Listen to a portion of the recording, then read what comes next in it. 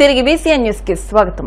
కాళ్ల మండలం కాళ్లకూరు గ్రామంలో వేంచేసి ఉన్న స్వయంభూ శ్రీ వెంకటేశ్వర స్వామివారి దేవస్థానంలో వార్షిక కళ్యాణోత్సవాల్లో భాగంగా 7వ రోజు సోమవారం స్వామివారి రథోత్సవం కనుల పండుగగా జరిగింది. రథాన్ని డిప్యూటీ స్పీకర్ ఉండి ఎమ్మెల్యే కనుమూరు రఘురాం కృష్ణంరాజు భక్తులు స్వయంగా రథాన్ని లాగారు. ఈ రథోత్సవం కోలాట నృత్య ప్రదర్శనలు, బాణసంచా కాల్పులు, మంగళ వాయిద్యాల నడుమ కోలాహలంగా జరిగింది. శక్తి వేషాలు, తీన్మార్, కేరళ డప్పులు, బ్యాండ్ మేళం, తంబోలా, సన్నాయి మేళం ప్రత్యేక ఆకర్షణగా నిలిచాయి. ఈవో అరుణ్ కుమార్ ఏర్పాట్లను పర్యవేక్షించారు. వందలాది మంది ప్రజలు రథాన్ని లాగారు.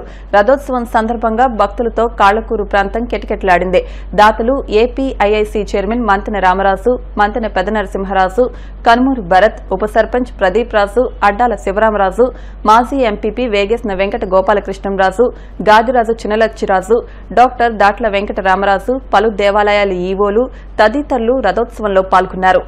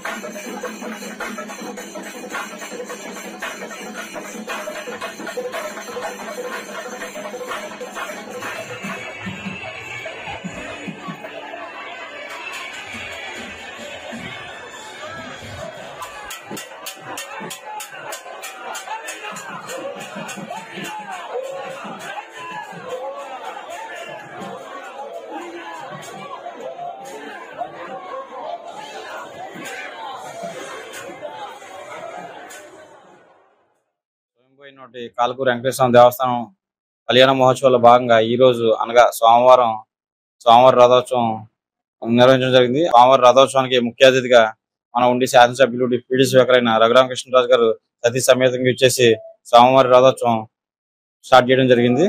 ఈ రథోత్సవంలో గ్రామస్తులు, భక్తులు అధిక సంఖ్యలో పాల్గొని స్వామివారి రథం తిరిగించడం జరిగింది. ఓం నమో వెంకటేశ్వర.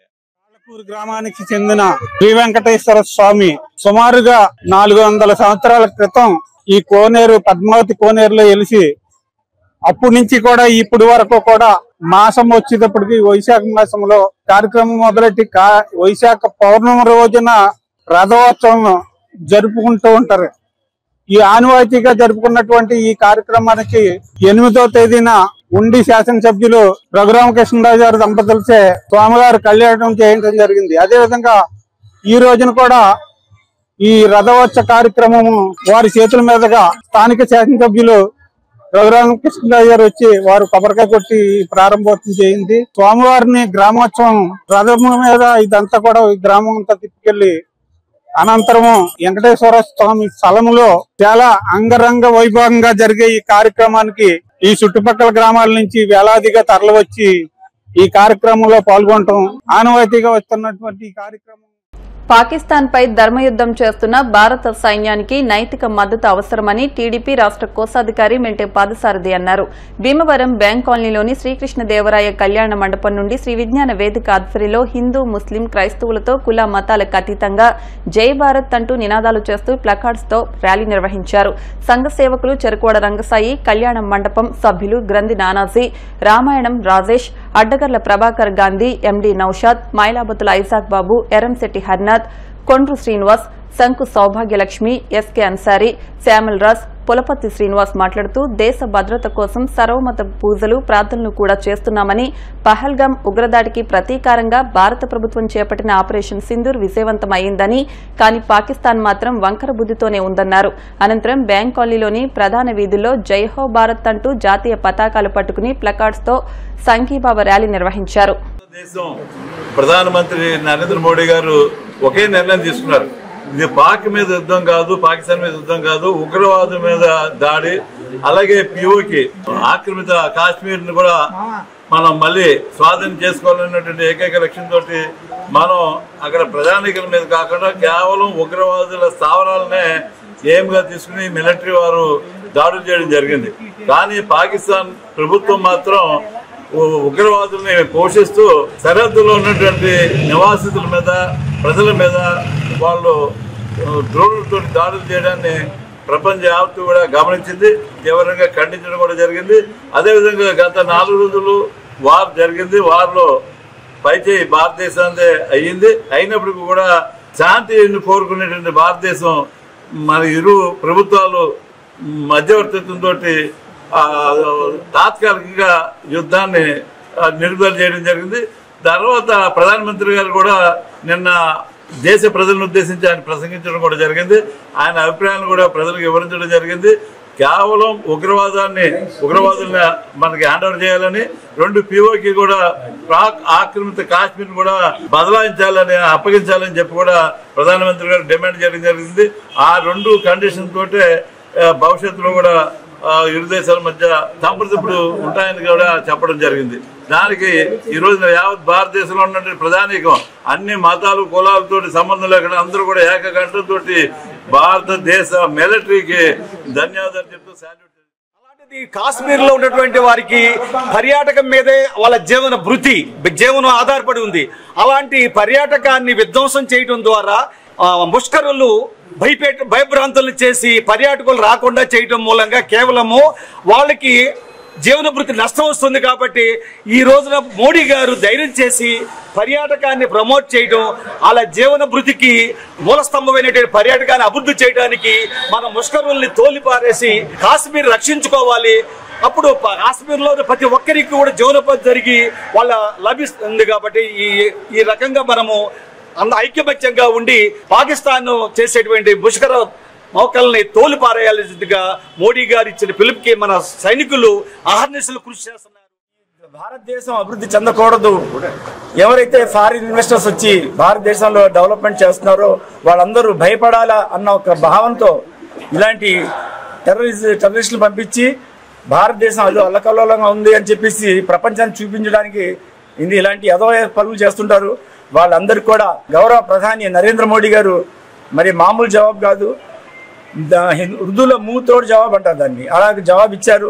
భారతదేశం ఎప్పుడు శక్తివంతమైన దేశం, దాన్ని ఎవరు విచ్ఛిన్నకరణ చేయడానికి ప్రయత్నించినా కూడా వాళ్ళ ఆటలు సాగవు. ఇంకా రాబోయే కాలంలో 2047లో భారతదేశం టాప్ దేశం, ప్రపంచంలో 3వ దేశం అవుతుంది. ఆర్థికంగా, అభివృద్ధి పరంగా, సైనిక పరంగా అన్ని విధాలు కూడా మరి భారతదేశం టాప్ పోస్టులో ఉంటుంది, దాంట్లో డౌట్ లేదు.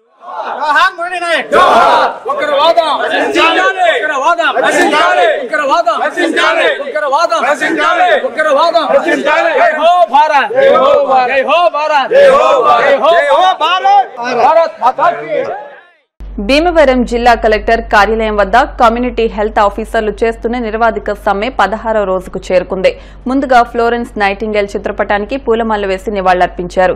ఏపీఎంసీఏ జిల్లా అధ్యక్షురాలు P Sirisha Rani, secretary K Vijay Sitaramaraju మాట్లాడుతూ ప్రభుత్వం ఇప్పటికైనా స్పందించి తమ న్యాయమైన డిమాండ్లను పరిష్కరించాలని సీహెచ్ఓలు ప్రభుత్వాన్ని డిమాండ్ చేశారు. ఇటీవలే జిల్లా కలెక్టర్కు వినతి పత్రాన్ని అందించినా ఫలితం కనిపించడం లేదన్నారు. ఆయుష్మాన్ భారత్ నిబంధనల ప్రకారం 6 ఏళ్లు పూర్తి చేసుకున్న సీహెచ్ఓలను రెగ్యులర్ చేయాలని, ఎన్హెచ్ఎం ఉద్యోగులతో సమానంగా 23% వేతన సవరణ జరగాలని, నిర్దిష్టమైన జాబ్ కార్డులను అందించాలని, HR policy increment, transfer, ex gratia, పితృత్వ సెలవులను అమలు చేయాలని డిమాండ్ చేశారు. నర్సింగ్ అనేది ఒక వృత్తి కాదని, ఒక సేవ అని, ఫ్లోరెన్స్ నైటింగేల్ ను గౌరవించడానికి నర్సుల దినోత్సవాన్ని జరుపుకుంటామన్నారు. ఈ కార్యక్రమంలో కె దిలీప్, ఫ్రాన్సిస్, వి రజిత తదితరులు పాల్గొన్నారు.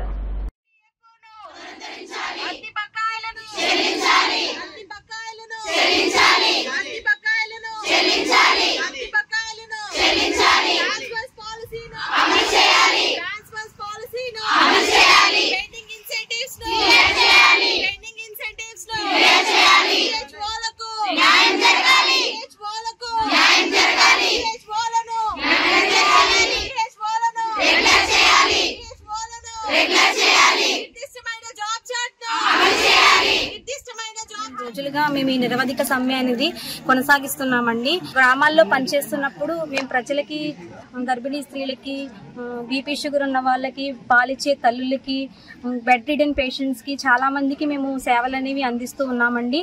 అయితే మా గవర్నమెంట్ నుంచి మేము కొన్ని కోరుకుంటున్నామండి.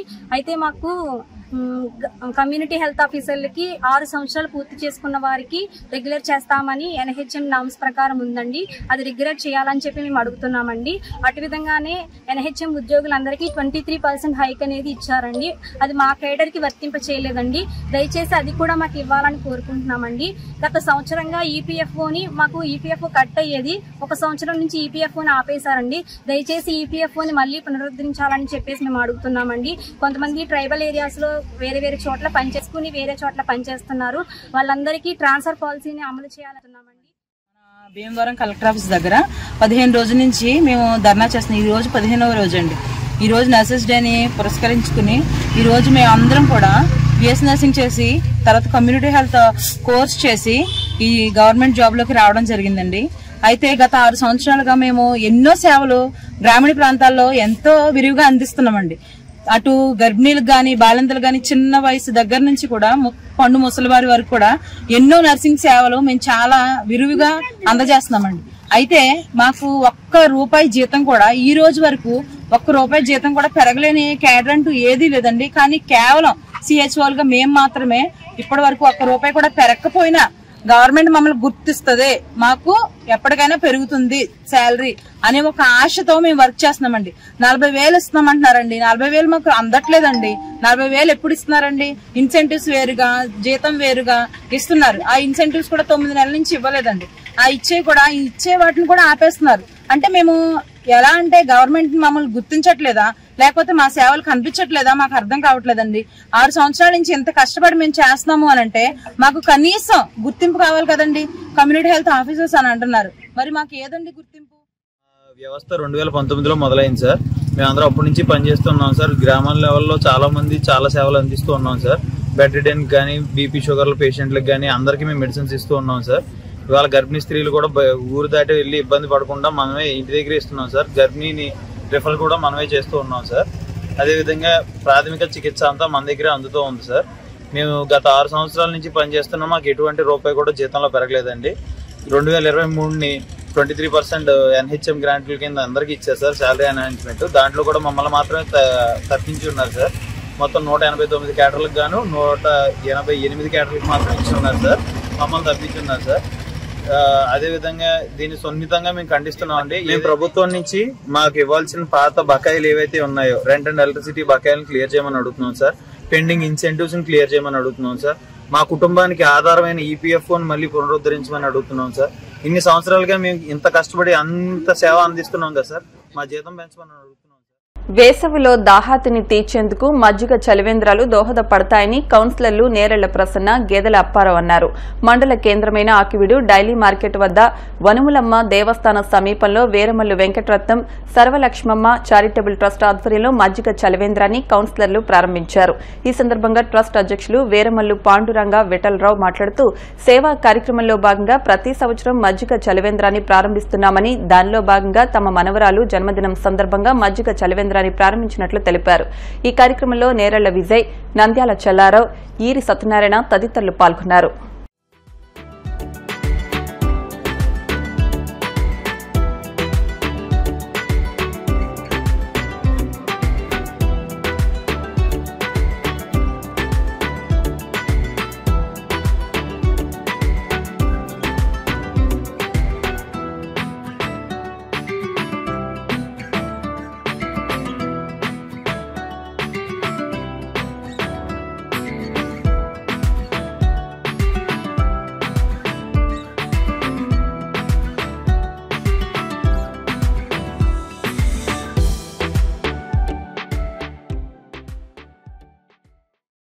వ్యాపారస్తులు పాండురంగారావు గారి వీరమల పాండురంగారావు గారి తల్లిదండ్రులైనటువంటి వెంకటరత్నం గారు, సరస్వతమ్మ గారి ఆధ్వర్యంలో చారిటబుల్ ట్రస్ట్ ఏర్పాటు చేసి గత 15 సంవత్సరాలు అయింది. గత 15 సంవత్సరాల నుంచి కూడా ఆకుడు పట్ట ప్రాంతంలో వేసవికాలం వచ్చినప్పుడు ప్రజల యొక్క దాహార్తం తీర్చుకోవడం కోసం ఈ ట్రస్ట్ ఆధ్వర్యంలో వీరమల రంగారావు గారు చలివేంద్ర కేంద్రాన్ని ఏర్పాటు చేసి దాని ద్వారా మజ్జిగని, మంచినీటిని కూడా ప్రజలకు అందించి ప్రజల యొక్క దాహార్తం తీర్చడంలో ఆయన ప్రముఖ పాత్ర వహిస్తున్నారు.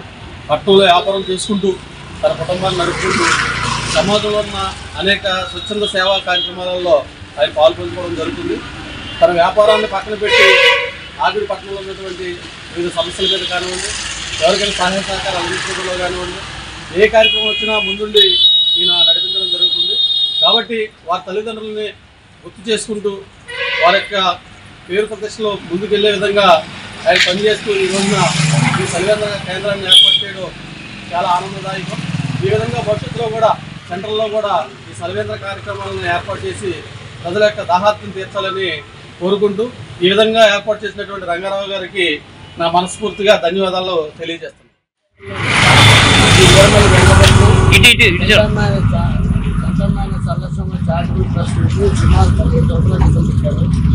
అప్పటి నుంచి కూడా అందరికీ వేసంగా 4 నెలలు కూడా మజ్జిగి, పులిగి నీళ్ళు, మర్యాదలు ఎన్ని పోస్తూ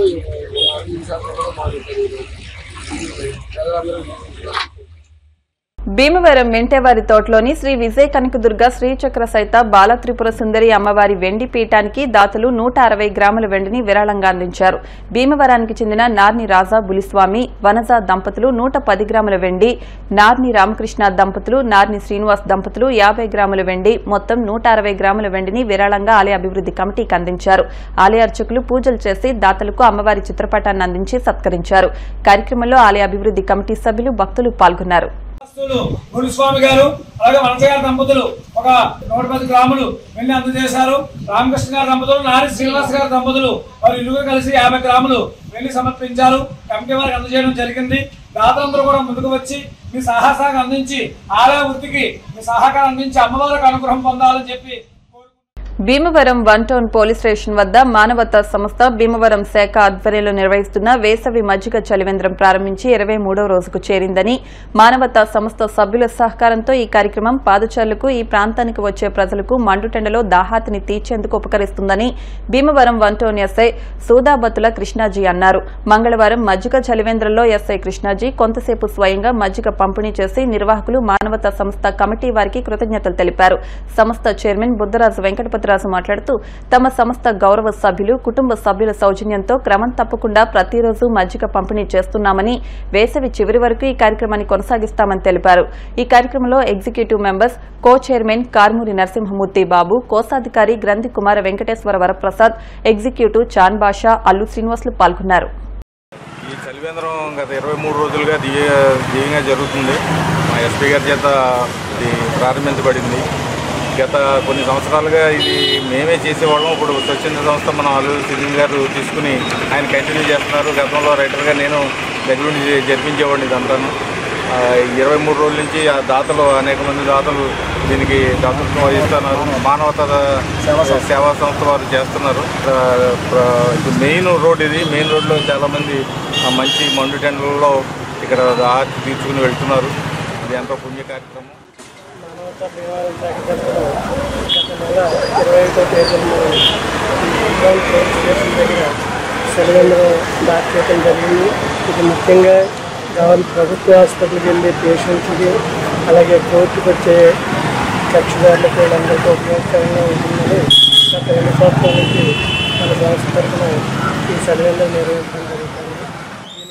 పండు వేసవిని పురస్కరించుకొని గత 10 సంవత్సరాలుగా భీమవరం 1 టౌన్ పోలీస్ స్టేషన్ దగ్గర మరి స్వచ్ఛంద సంస్థల ఆధ్వర్యంలో 10వ సంవత్సరం ఈ ప్రారంభించిన వేసవి మజ్జిగ చలివేంద్రాన్ని మరి గత 2 సంవత్సరాలుగా మానవతా స్వచ్ఛంద సేవా సంస్థ భీమవరం శాఖ సహాయ సహకారాలతో ప్రతిరోజు కూడా ఉదయం 10 గంటల నుంచి మధ్యాహ్నం 1:30 వరకు కూడా మరి మా సభ్యులు దాతల సహకారంతో మజ్జిగ అనేది పంపిణీ చేయడం జరుగుతుంది. ఈ సంవత్సరం మరి ఈ కార్యక్రమాన్ని ఇక్కడ జిల్లా ఎస్పీ గారు అద్నాన్ నయీం ఎస్పీ గారు చేతుల మీదుగా ప్రారంభించడం జరిగింది. నేటికి 23వ రోజు నిరాటంకంగా ఈ కార్యక్రమాన్ని సభ్యుల సహకారం, ముఖ్యంగా మానవతలో ఉన్నటువంటి ప్రతి ఒక్క సభ్యులు కూడా స్పందించి విరాళాలు అందజేస్తున్నారు. మరి భీమవరం 1 టౌన్ సర్కిల్ ఇన్స్పెక్టర్ గారు నాగరాజు గారు కూడా మాకు కోఆపరేట్ చేయడం, అలాగే భీమవరం జేపీ రోడ్లోని ఆనంద ఫంక్షన్ హాల్లో పరిణయ ఎగ్జిబిషన్ ను మంగళవారం ప్రారంభించినట్లు నిర్వాహకులు టీవీ రావు తెలిపారు. Saris, designer blouses, kurtis, real jewellery, diamonds, imitation jewellery, decors, suits, hi-fi fashions తో ఎగ్జిబిషన్ ఏర్పాటు చేస్తామని తెలిపారు. దేశం నలుమూలల నుంచి సేకరించిన 100 మందికి పైగా డిజైనర్స్ చే రూపొందించిన వివిధ రకాలైన మోడల్స్ ఈ ఎగ్జిబిషన్ లో లభ్యమవుతాయని పేర్కొన్నారు. ఈ నెల 15వ తేదీ గురువారం వరకు ఎగ్జిబిషన్ ఉంటుందని తెలిపారు. ఈ అవకాశాన్ని భీమవరం పట్టణ పరిసర ప్రాంత మహిళలు సద్వినియోగం చేసుకోవాలని కోరారు.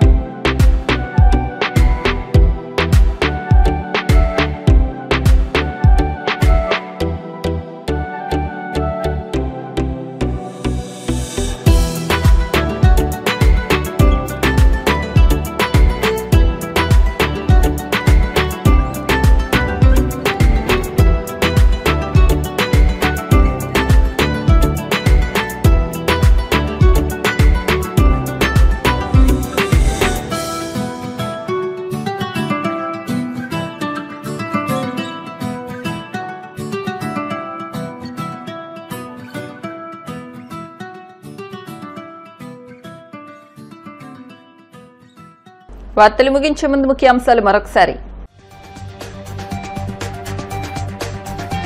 భీమవరం నర్సయ్య అగ్రహారంలో సీసీ రోడ్డు నిర్మాణం, సెంట్రల్ లైటింగ్ ఏర్పాటు పనులు త్వరితగతిన పూర్తి చేయాలి. కేంద్ర మంత్రి శ్రీనివాస్ వర్మ.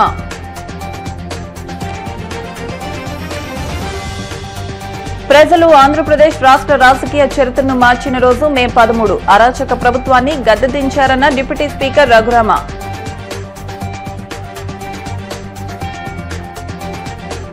కాళ్ల మండలం జక్కరం గ్రామంలో ఘనంగా శ్రీ రామలింగేశ్వర స్వామి ఆలయ పునఃప్రతిష్ఠా మహోత్సవాలు.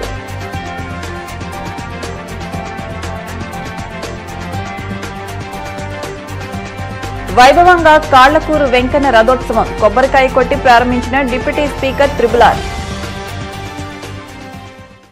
ఈ వార్తలు ఇంతటితో సమాప్తం. మరిన్ని వార్తల కోసం BCN digital YouTube channel, Facebook page ను ఫాలో అవ్వండి. అప్డేట్ వార్తల కోసం ప్లీజ్ సబ్స్క్రైబ్.